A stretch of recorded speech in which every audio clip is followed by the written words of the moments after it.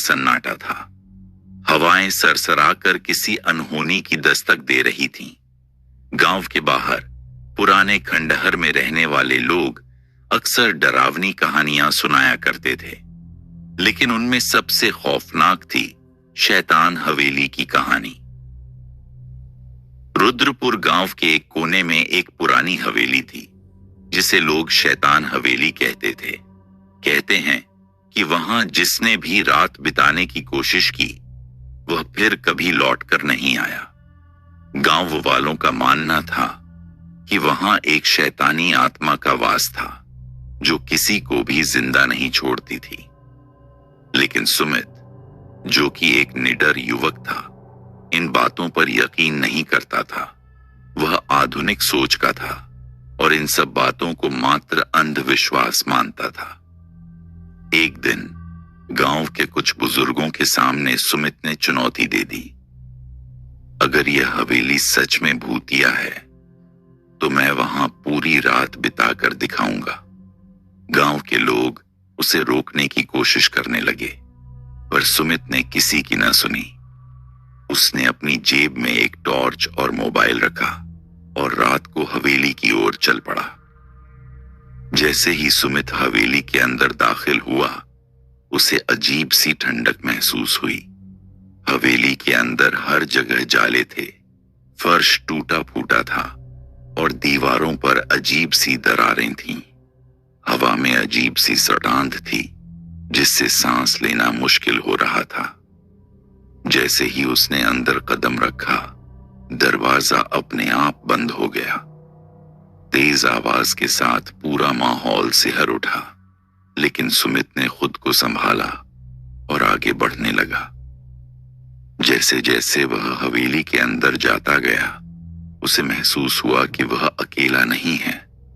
उसे अपने पीछे किसी के चलने की आहट सुनाई दी।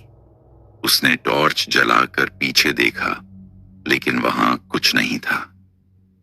अचानक उसकी टॉर्च बंद हो गई। अब हवेली में घना अंधेरा था।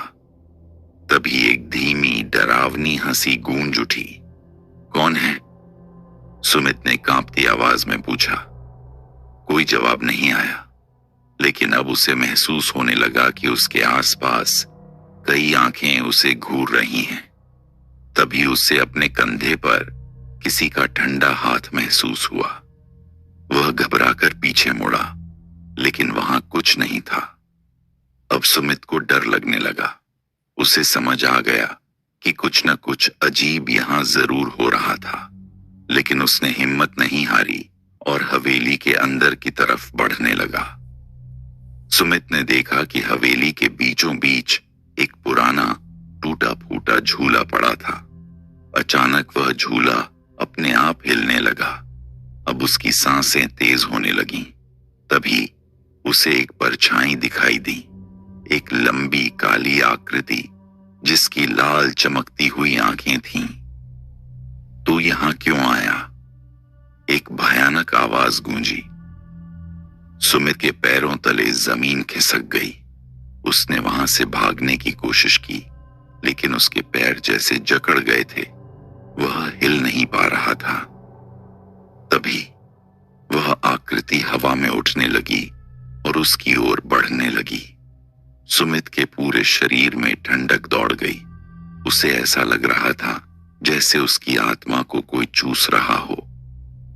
तभी एक जोरदार बिजली चमकी और हवेली की दीवार पर कुछ लिखा हुआ दिखाई दिया। जो भी यहां आया, उसने अपनी जान गंवाई। यह हवेली शैतान की है। अब सुमित समझ गया कि यह सिर्फ एक भूतिया हवेली नहीं थी, बल्कि यहां सच में किसी शैतान का वास था। लेकिन अब बहुत देर हो चुकी थी। अचानक हवेली की जमीन दरकने लगी और वहां से कंकाल बाहर आने लगे। वे सब सुमित की ओर बढ़ रहे थे। उनकी खाली आंखों से खून टपक रहा था। अब सुमित ने पूरी ताकत लगाकर खुद को छुड़ाया और दरवाजे की ओर भागा। लेकिन जैसे ही वह दरवाजे तक पहुंचा, दरवाजा खुद ब खुद बंद हो गया। अब वह समझ चुका था कि हवेली उसे जिंदा नहीं छोड़ने वाली। सुमित ने दीवारों को तोड़ने की कोशिश की, लेकिन तभी वह शैतानी परछाई उसके सामने प्रकट हो गई। उसने अपने लंबे नुकीले पंजे सुमित की गर्दन की ओर बढ़ाए और उसकी चीखों से पूरा गांव गूंज उठा। अगली सुबह गांव वालों ने हवेली के बाहर सुमित का मोबाइल पड़ा हुआ पाया, लेकिन सुमित का कोई अता पता नहीं था। कुछ लोगों ने बताया कि उन्होंने रात को हवेली से किसी के चीखने की आवाज सुनी थी, लेकिन जब उन्होंने अंदर जाकर देखा तो वहां सिर्फ अंधेरा था।